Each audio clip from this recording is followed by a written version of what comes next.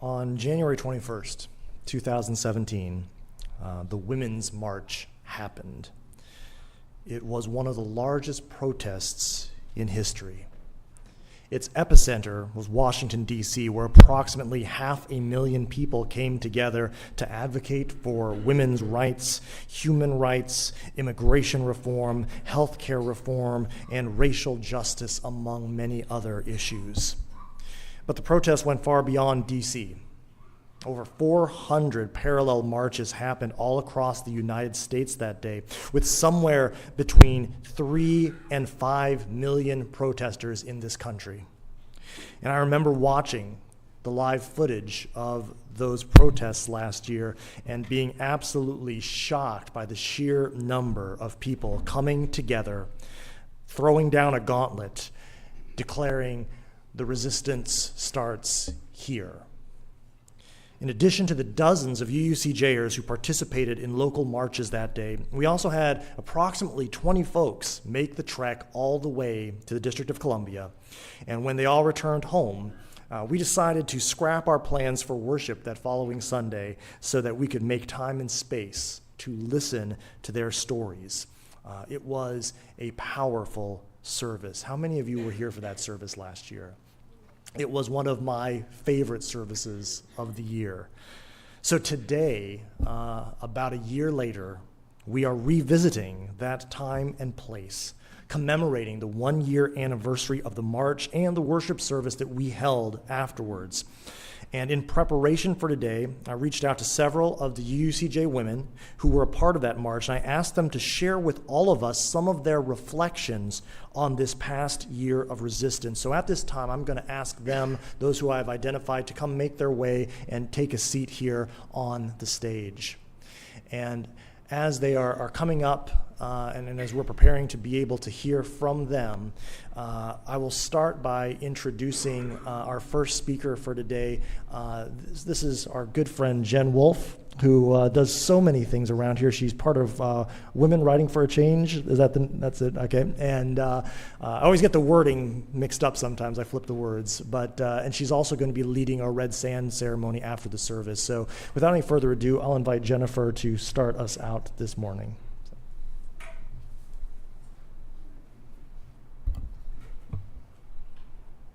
Good morning.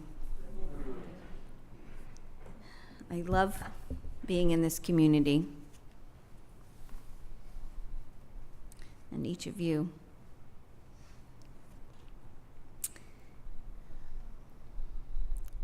You won't be surprised to know that I'm going to read you something from my journal. This was a fast write on December 20th, and good news for you, and thanks to encouragement from Henry, who suggests that I curb my words at time, I'm not going to read all of it. But my journal fell open at this page when I knew I was being asked to do this, and I thought I would share my reflection at the end of the year. I called it A Year of Living Dangerously.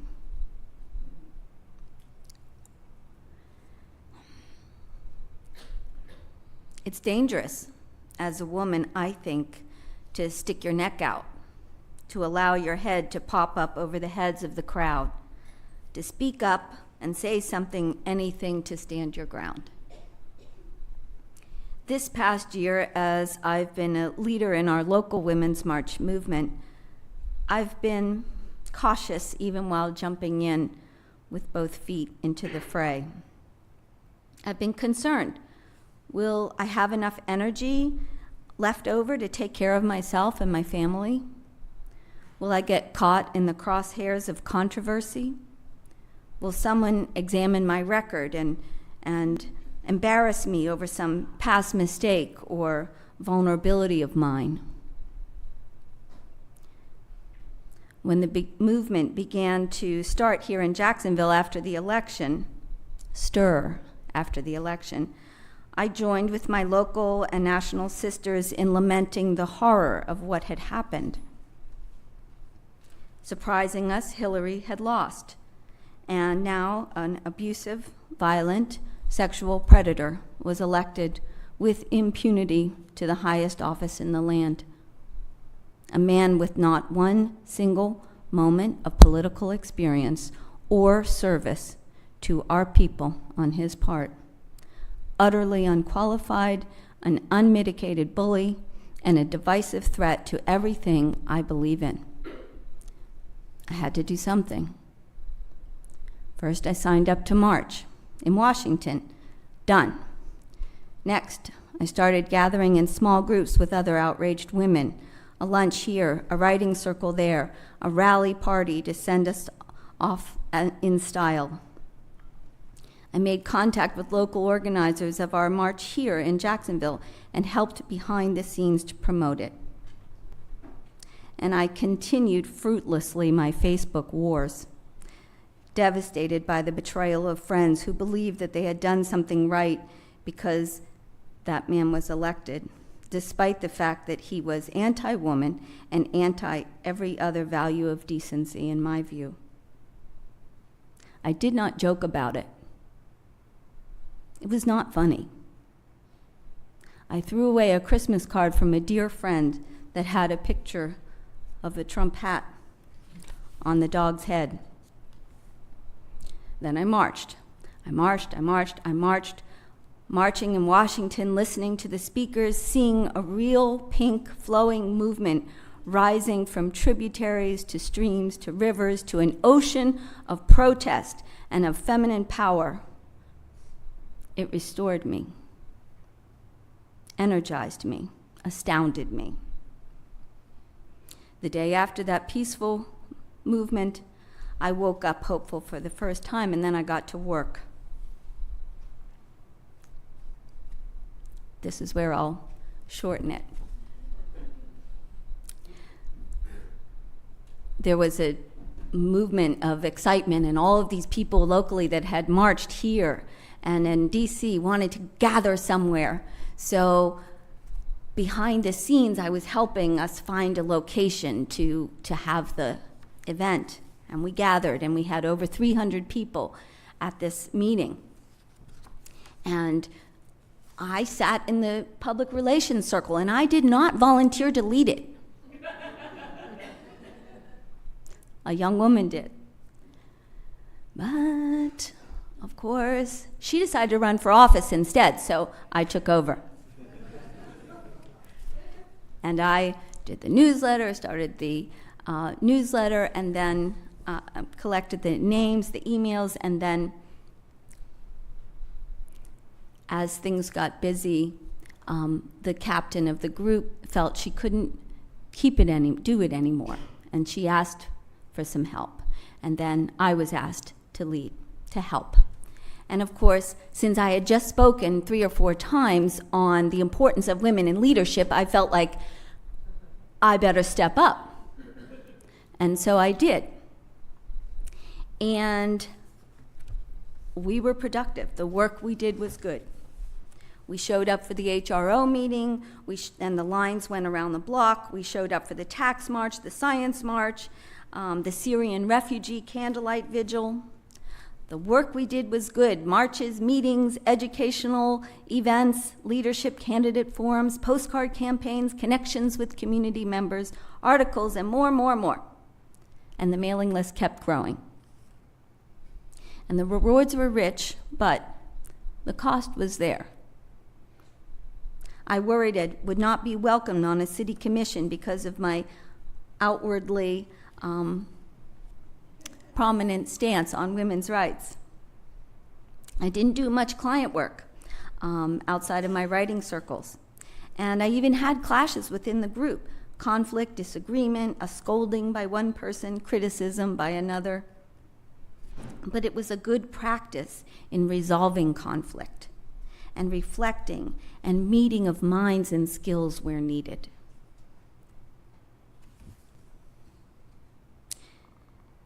And yet, the reward has been worth the risk. The enrichment of experience, if not of my wallet, has been powerful and important. I'm now more connected to my community than ever. I'm glad I did it. And we put on a rally for 2,000 people last Sunday.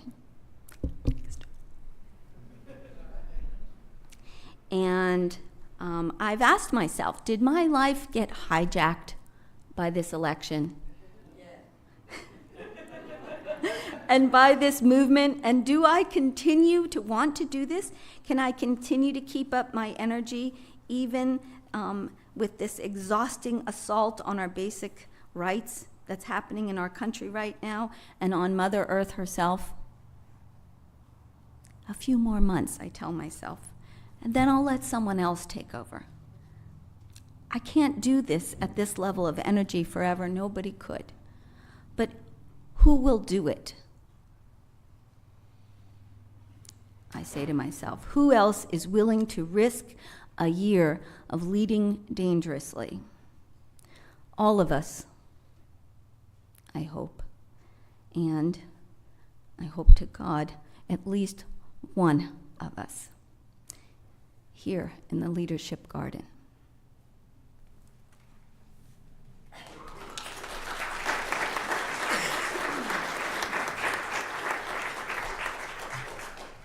One thing I failed to note when I introduced Jen is that she is a very prominent and visible leader of the women's organization here in Jacksonville that is helping to continue the work of the Women's March. So thank you, Jen, for all that you do. After Jen, I just kind of said, hey, let's have a free-for-all and let whoever wants to come up here speak. So I'm just going to get out of the way and let y'all decide kind of organically how you'd like to present, with the note that resistance comes in many different faces and forms, and there's a lot of different ways that all of us may have been participating or trying to help move the ball down the field, so to speak. So I'm going to get out of the way here and let these women have the stage. So. Oh, I didn't know. I didn't mean that free, but here we go. I'll just take a couple of minutes. I lived in D.C. for 10 years before I came down here, and so I saw lots of different parades and protests and all those things. And we went up there to the Ladies' March, Women's March, and I got to tell you, it was not expected to be anything like what it was. It wasn't expected to be 1/10 of what it was. But when we got there, you could feel it growing as soon as you got off the bus, the energy and the excitement. I was there for both of Obama's elections. See? Inaugurations, that's the word. I was there for both of those. His first one was huge. It was huge. This march was twice that big and twice as much energy, which I can't explain to you, is because Obama's first inauguration was amazing. To be there for that. For this march, that's just off the scales. I just wanted to share that.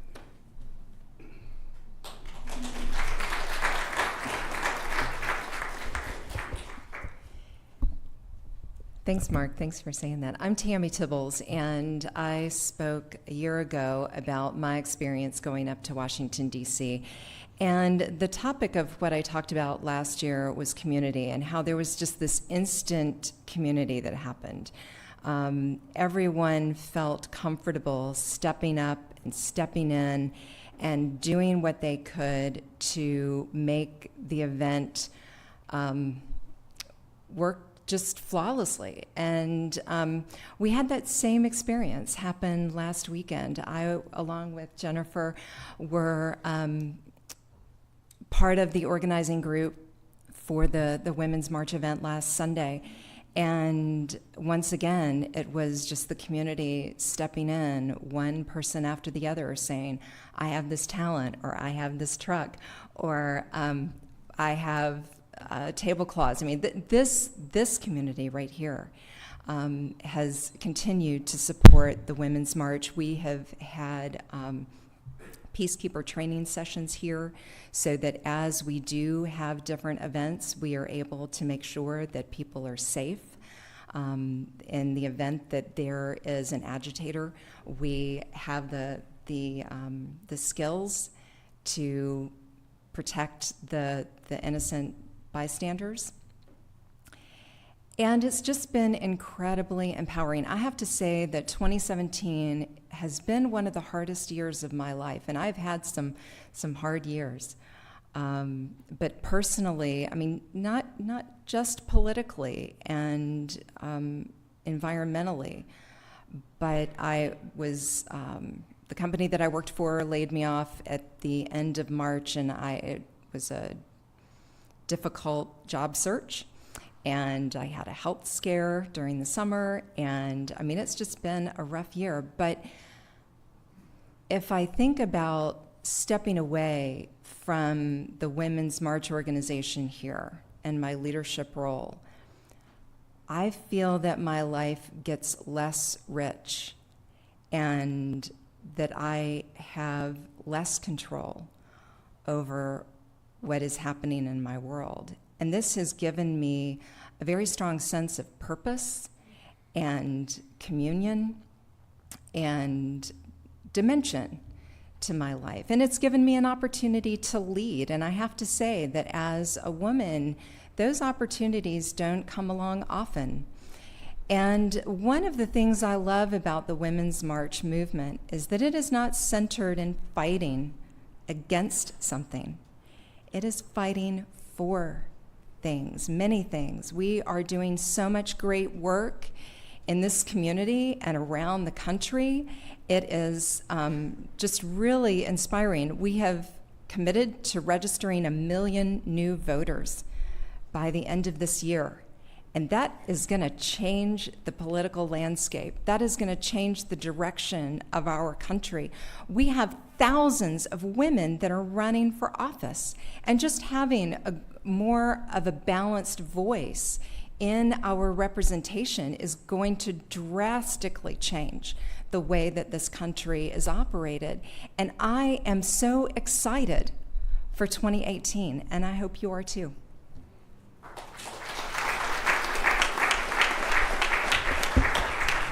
So 2017 is like the year of the birth of the age of the woman. I feel like this was the year that we spoke up and we found our voice and we said, we're not going to take this anymore. But feminism means an embracement of all women. And that means an embracement of whether or not you are a cis or trans woman, if you're gay or straight, a woman of color or a white woman. And I think the important thing to remember is that as we go through this journey, the road is long and it's filled with trials and tribulations, but our strength is truly going to come from embracing our differences and embracing our intersectionality.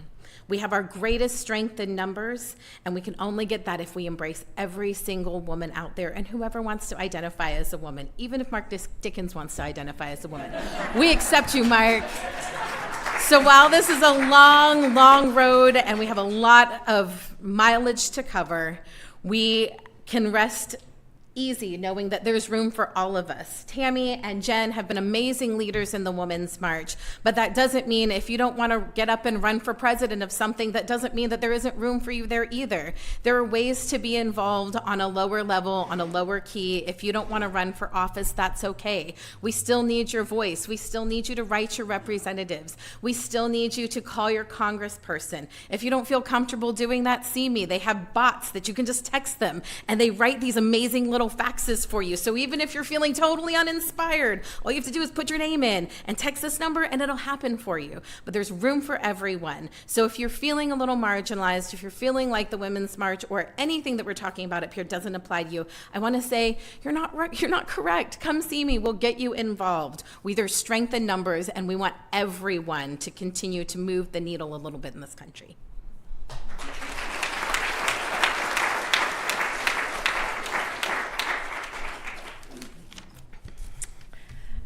I'm Wendy Carter, and for me, this all comes down to anxiety and kindness. First, anxiety. Our current administration has just pulled the rug out from under the whole country, and people are just kind of flailing around everywhere, trying to find ways to hold on to what they hold most dear. The people in power deny this reality, or they gaslight us all, or they just ignore it. So we know that the emperor has no clothes. We know that chaos reigns. And as a result, I think that there's been a massive increase in the levels of anxiety for probably most Americans, millions of people for sure. So for me, trying to figure out what to do with my anxiety has been difficult. At first, I attended political meetings and I read tons of news and I brainstormed with people a lot.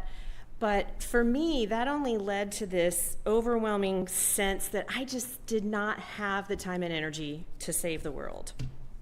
I did find some bots, and those are cool.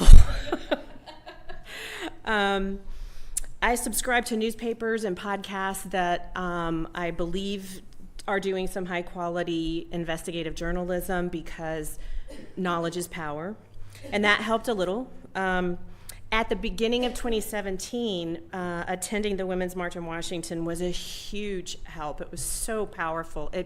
It both, one, it confirmed that the threat was real and people were taking it seriously. But it also was so clear that there was this massively powerful and widespread resistance that was going to stay. And I made some deep connections with people who we wrote up together, and so lots of members of this congregation that I got close to as a result of that. And those relationships have been very comforting and sustaining throughout the year. At the end of 2017, the powerful awakening that happened with the hashtag #MeToo movement also helped a lot. I think a light has been switched on that cannot ever be fully extinguished again, and that is very heartening. But for me, we continue to live in this state of chaos and anxiety, and it's not okay. So there's anxiety. What about kindness? Well, we've all heard 1,000 critiques of our current president. My personal favorite is one that I heard before the election when an undecided voter asked my brother what he thought of Trump. And my brother said, "He's just not kind. He's not kind." And although that may be a bit of an understatement, I do think it gets at the core of the problem. The people who are leading our country right now are not kind people. But you know who is kind? Me. I am kind. I'm good at it, and it's something I can do every single day. So I go to work and I teach children how to be kind to each other, even when they don't really want to be. I tutor struggling readers, and I teach them to be kind to themselves. And one of the best places for kindness is the grocery store. There's opportunities everywhere to just be nice to people. You know, a little moment of eye contact is huge. So kindness is about making authentic human connections in those small moments. And for me, that's been really powerful. It's been the best antidote that I've found. Anyway, thanks.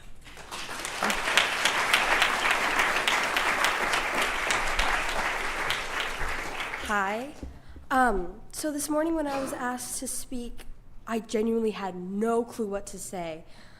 I was like, what has feminism done for me? And I was like, I mean, it's given me a voice. I've actually discussed a lot of stuff like this with my U.S. history teacher, and now I'm running for president.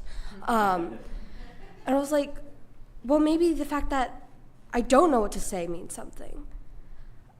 I've been so privileged to grow up not having to struggle with not being able to get a job, not being able to use my voice, being repressed for so many ridiculous things.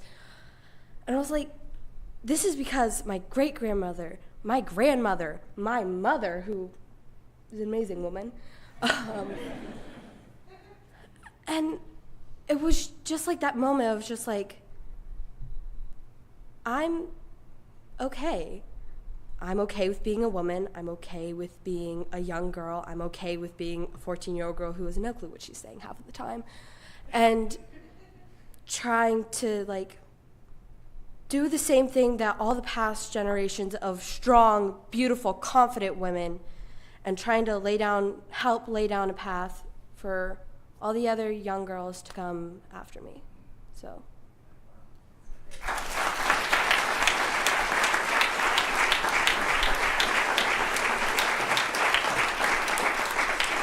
I wish that I had a story about bus rides and being swept away in a transient moment of history at the Women's March, but that's not my story.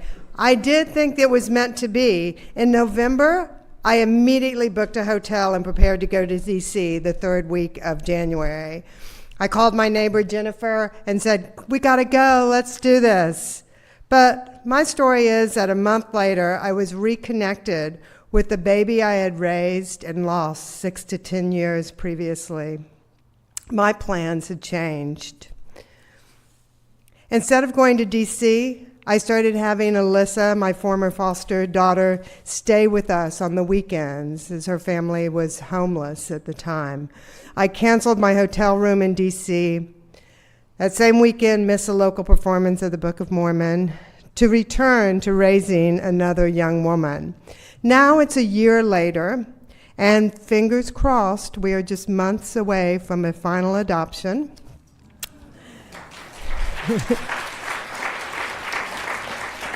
And so when Jennifer and Tammy organized the Women's March in Jacksonville here, the rally, the anniversary, I went and I took the girls and dragged them through 2,000 people, and it was mildly successful. But in the sense that, like, after that, and the week following that, my oldest daughter, Diana, said to me, after we were talking about the rally, "I am a feminist, but I'm not a strong feminist." So we chatted a little bit about that, and, they explained to her that, a strong feminist isn't someone who hates men, that actually feminism is equality for both men and women, and it's not just women. I think in the feminist movement we have men as well, and so, it does embrace everyone, and it frees everyone to be themselves, their full expression of themselves and who they are. Both because of the current patriarchal system, in my view and others that I've read, cheats both women and men out of their full expression of themselves. So I guess I'm winding up and, because whatever work we're involved in, as other people said, kindness or teaching children, it does matter, even if we weren't able to go to the Women's March. And you know what? 10 years from now, as the current man who holds the highest office in our land, he will be gone. He will no longer be in that office, and he may not even be walking among us. But my girls will be young women by then. And I hope that they will confidently be able to say, and without a caveat, "I am a strong feminist."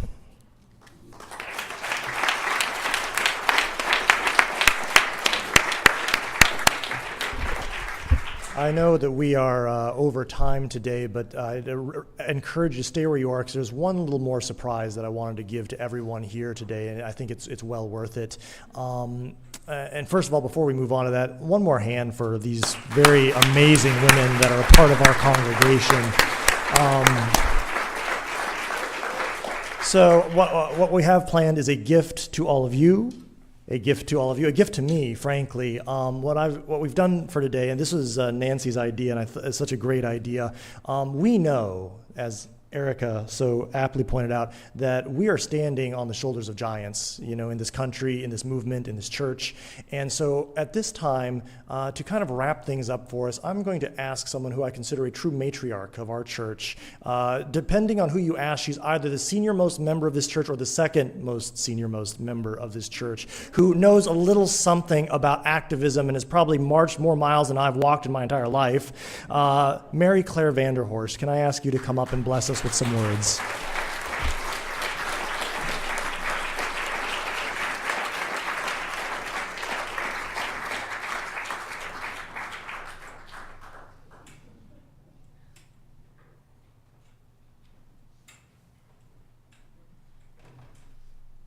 Slow but sure.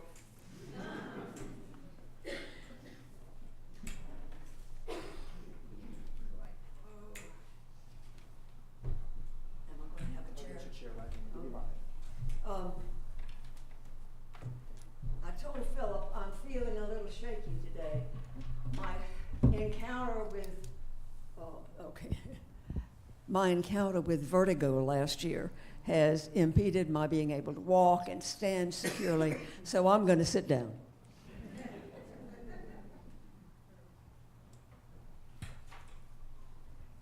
Having listened this morning now to these absolutely amazing women, I wish I was still one of them, you know, but age does do things to you.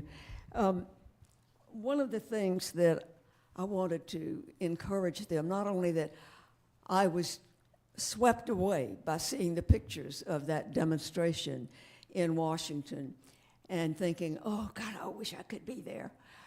But as listening to them, I want to point out that even though when you go to a demonstration, you are there to push for a cause, for some correction of something you think needs to be done, some kind of a thing that you believe firmly in. And that, of course, is very important. And yet there's this other thing that some of these women have spoken about, is the growth and the inspiration and the self-fulfillment and the validation that you feel when you're in a big group of people and you're working for something that you believe in. My first demonstration as such, you know, walking down the street and so forth, was with a group of Vietnam veterans against the war in Gainesville. They had a chapter there. And I joined with them and some other supporters and walked through the city of Gainesville. And it was a really empowering kind of a feeling. And then very shortly after that, I drove to Tampa for a big ERA demonstration. And that was even bigger, you know, probably 1,000 or so. And it just felt so great to be there among all those people that I wasn't the oddball. And I'll tell you, in my family, I was always the oddball. Always spouting off about what I thought should be and so forth, you know. And that was a great experience. And we were at that point working to pass the ERA. It hasn't happened yet, but look around where feminism has come from what it was in 1972, even though that amendment is not part of the Constitution. And then after that, I got hooked up with the farm workers. And we had a group here in Jacksonville, not just Unitarians, but from other churches and so on. And we picketed all the supermarkets in town in rotation. We didn't really picket. We walked around in a circle and sang songs, you know. But it was all very nonviolent because that's Cesar Chavez's philosophy. And after a year of that, Cesar came to town and we had a chance to spend time with him. So I met this wonderful, inspirational person. That's another thing that joining in things can do for you. You meet great people. And then about that time, our minister, John DeWolfhurt, wanted to reactivate the Social Action Committee, and he asked me if I would chair it. So we just got started, man. There, right then, all the problems in Central America were coming to fore, and we just had program after program, and we hooked up with the Florida Coalition and joined in their demonstrations, 4,000 or 5,000 at a time. And every time I was a part of that, I felt so uplifted. And I still feel that way thinking about it. And then, let me see, that was mostly through the late 80s and into the 90s. And we also, because of one of the trips we did with the Florida Coalition, I met a whole variety of people from Jacksonville. And we decided, a whole group of us, that we were going to get together and make a separate peace group. So we had a soup and bread supper here at the church, 100 people. We decided, and we formed the Jacksonville Coalition for Peace and Justice. And we had co-programs all over the place. And I went to the School of America's demonstration and had decided I would commit civil disobedience and maybe go to jail. But there were so many of us, they couldn't put us all in jail. So I didn't get that. Are you all familiar with that song, Have You Been to Jail for Justice? And I thought, I'm going to prove myself this time, and I didn't get the chance. But also there were continuing demonstrations over with the Florida Coalition. I met Edgar Mitchell, the astronaut, and I can't even remember all the wonderful, inspirational people I've met. I could sit down and make a list, I guess, if I put my mind to it. One of them was Daniel Berrigan. And you know, when you meet that kind of person and have an exchange, it does something for you. Oh, and I left out, I met Holly Near, the woman who wrote that first thing at the ERA demonstration, and had a conversation with her about music and so on. And you know, every bit of that has contributed personally to me, not just to whether the objective got done. So I want to tell these women, and all of the ones like those of you who are out there, to don't give up, keep on keeping on, because we will win, we will get where we need to go, but it may take more than another generation. But I feel a kind of upswelling in this country of a lot of people who just stayed in the kitchen and didn't do much of anything and thought thoughts, but didn't get out there. And I think we're going to have a lot more people getting out there. So my charge to you, dear women and everybody else, is to stand up for justice. Stand up for women, stand up for children, stand up for the poor and disenfranchised, and stand up for peace and justice and humanity. Thank you.